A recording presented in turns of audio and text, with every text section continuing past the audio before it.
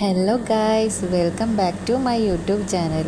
ഇന്ന് ഞാൻ വന്നിട്ടുള്ളത് ഒരു മൂങ് ദാൽ ഫ്രൈ റെസിപ്പി ആയിട്ടാണ്. എല്ലാ ദിവസവും ഈവനിങ് ആകുമ്പോൾ എൻ്റെ മോൻക്ക് എന്തെങ്കിലും ഒരു സ്നാക്സ് ഉണ്ടാക്കി കൊടുക്കണം. അപ്പോൾ ഇന്ന് ഞാൻ യൂട്യൂബിൽ ഇങ്ങനെ സ്ക്രോൾ ചെയ്ത് പോയപ്പോൾ ഒരു വീഡിയോ കണ്ടു.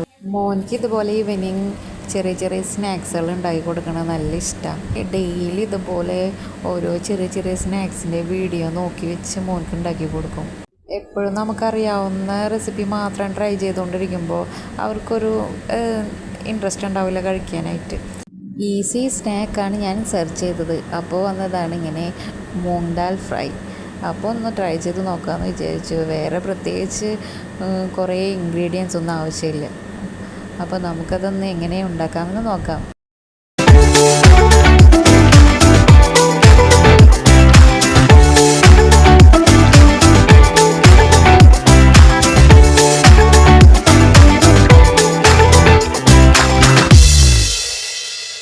ആദ്യം ഒരു ബൗളെടുത്തിട്ട് അതിലേക്ക് മൂങ് ദാൽ ഇട്ട് കൊടുത്ത് വെള്ളം ഒഴിച്ച് നന്നായി വാഷ് ചെയ്യണം.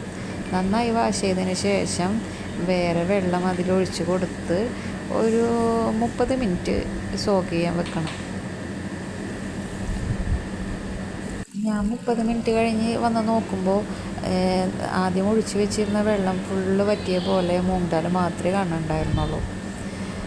പിന്നെ അതിന് ശേഷം ചെയ്തത് വേറൊരു പാത്രം എടുത്തിട്ട് അതിലേക്ക് ഈ മൂങ് ദാൽ ഇട്ട് കൊടുത്ത് വെള്ളമില്ലാണ്ട് വേറൊരു പാത്രത്തേക്ക് മാറ്റണം. എന്നിട്ട് അതിന് ശേഷം ഡ്രൈ ആയ പോലെ ഉണ്ടാവണം, ഒട്ടും വെള്ളം പാടില്ല. അതിന് ശേഷം നമുക്കൊരു പാൻ വെക്കുക, അതിലേക്ക് ഓയിൽ ഒഴിച്ച് കൊടുക്കുക.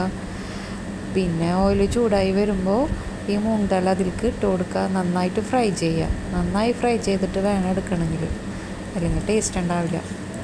ഞാൻ ഫ്രൈ ആവണ വരെ വെയിറ്റ് ചെയ്തു. പിന്നെ വല്ലാണ്ട് ബ്രൗൺ കളർ ആവണമെന്നില്ല, അത്രേ ഉള്ളൂ പണി. നല്ല ടേസ്റ്റ് ഉണ്ട്. അതിന് ശേഷം നമ്മൾ എല്ലാം ഫ്രൈ ചെയ്തതിന് ശേഷം കുറച്ച് മുളക് പൊടി വേണമെങ്കിൽ ആഡ് ചെയ്യാം, ഉപ്പ് വേണമെങ്കിൽ ആഡ് ചെയ്യാം. ഞാനിതിപ്പോൾ മോൻക്ക് കൊടുക്കണ കാരണം കുറച്ച് ഉപ്പ് മാത്രമേ ആഡ് ചെയ്തിട്ടുള്ളൂ. എല്ലാവരും ഒന്ന് മസ്റ്റായിട്ട് ട്രൈ ചെയ്ത് നോക്കൂട്ടാ.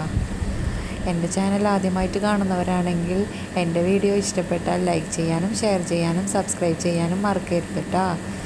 ഇനിയൊരു പുതിയൊരു വീഡിയോയുമായി കാണുന്നത് വരെ ബൈ ബൈ.